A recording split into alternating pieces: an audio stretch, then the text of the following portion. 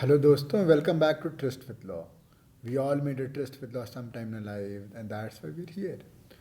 दोस्तों, अभी मेरे पास एक देहरादून का मैटर था. वो it was related to some sale deed, जिसमें सेल डीड को ही चैलेंज किया जा रहा था.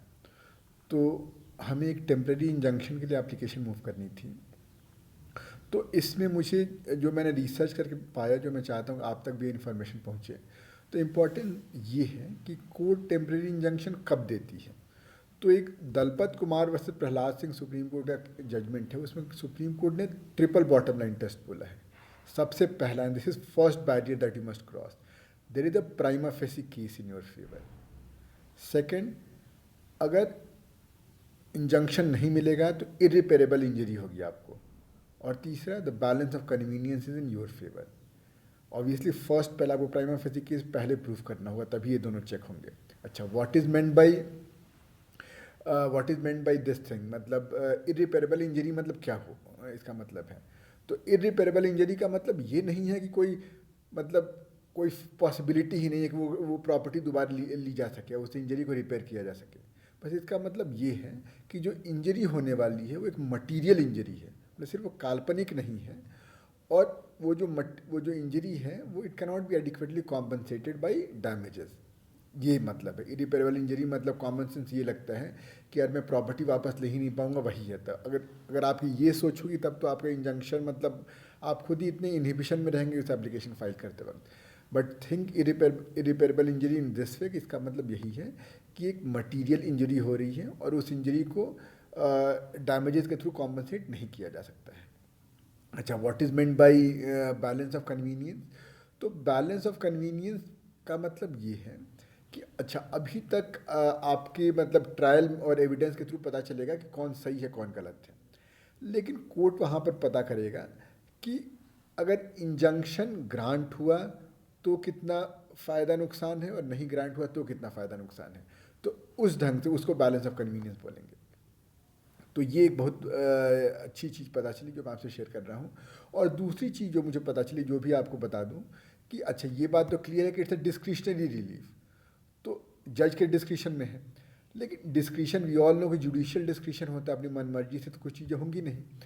तो अगर सपोज आपके लोअर कोर्ट ने आपको इंजंक्शन दिया है या डिनाई किया और अपैलेट कोर्ट के पास जाएंगे, तो उसके मतलब what are the contours of exercising power of appellate court when it comes to इसमें, मतलब टेम्परेरी इंजंक्शन में जो ट्रायल कोर्ट का डिसीजन था.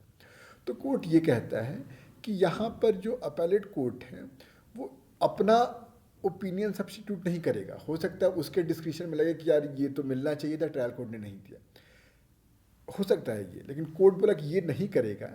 कोर्ट इंटरफेयर तभी करेगा अपैलेट कोर्ट जब उसको लगे कि जो ट्रायल कोर्ट ने जो पहुंचा है वो कैप्रीशियस है, आर्बिट्ररी है या परवर्स है, या कोई सेटल प्रिंसिपल था, लॉ इग्नोर हुए हैं रिगार्डिंग ग्रांट या रिफ्यूजल ऑफ टेम्परेरी इंजंक्शन. लेकिन अगर वो ऑब्जेक्टिवली जो भी वो मटेरियल डॉक्यूमेंट उसके पास लाए गए थे उसके बेसिस पे उसने कोई डिसीजन लिया है and it's a reason decision, भले अपैलेट कोर्ट का जजमेंट कुछ और कहता हो उसके हिसाब से, but appellate court can not substitute its own discretion. तो ये भी एक बड़ी सही बात पता चली. इससे हमें मतलब अपैलेट के उसके बारे में क्या चीज़ें हैं.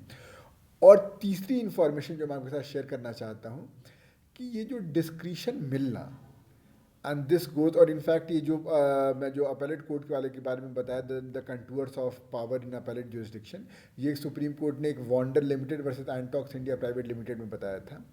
और ये जो तीसरी इंफॉर्मेशन जो बात है कि इंजंक्शन मिलना या रिफ्यूज़ होना या मतलब अपील में जाना उसके किसी भी ऑर्डर के खिलाफ, तो कोर्ट ने कहा कि ये एक इक्विटेबल रिलीफ है. और इक्विटेबल रिलीफ का मतलब ये होता है कि जो भी आ रहा है कोर्ट के सामने वो ऑनेस्ट होना चाहिए. He should not come with, मतलब he should come with clean hands. उसके मतलब उसके बोनाफाइड्स क्लियर होने चाहिए.